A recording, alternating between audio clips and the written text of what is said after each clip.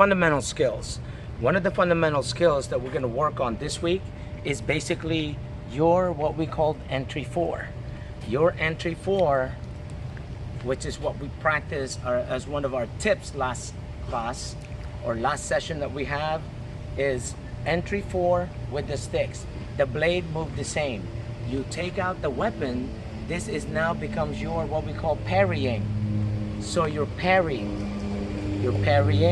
and this is also your basic on knife tapping. Okay, the cross body tapping, and you notice that my other hand, it's always on the center of my body.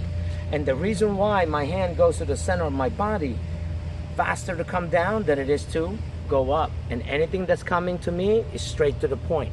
I can get to it. The fastest way to get from point A to point B, straight line. So it goes to the center. Then if they hit me low, law of gravity is on my side. My hand is faster to come down than it is to go up.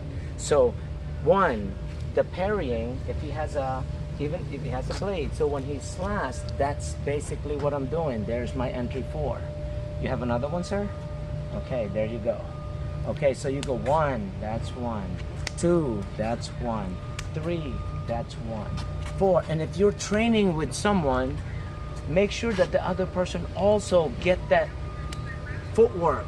What that footwork is going to do is going to get him to the 10,000 repetition, as I am getting my 10,000 repetition. You notice that my movement is the same as entry 4. And when I go, now I'm doing, because I'm doing the cross hand tapping, parrying, I'm going with the flow. I'm going with the flow. I'm going in the same direction, going with the flow. When I do knife tapping, I'm going against the flow, redirecting it. And it's called a cross hand tapping. He can use the same arm, look at that. Same arm, and now, and the key on the knife tapping is this, to make sure that you push towards them, whether you like it or not, it's gonna come to you. So you wanna make sure you bring it to you and allows you to switch. Push it to him, pull it to you. When you pull it to you, it allows you to what we call sandwiching the hand. Your backhand will go, and all I need to do is now what? Grab, and then I'm in. And that's one of the things that we're gonna work on, is also grabbing the side of the hand and the meat of the thumb. So that way you can be in control. You can control the hand. As I mentioned to you, one place where you can control is the wrist. Control the wrist. That's what you're doing, controlling the wrist. Okay, so right now, I need you to focus on the back of the hand, so that if you decide to pull, cuts is here, not here inside. Back of the hand, push towards him, pull towards you. Other side, push to him, pull to you. This is what we call the knife tapping, and the goal is to do this as many times as you can. As many times as you can.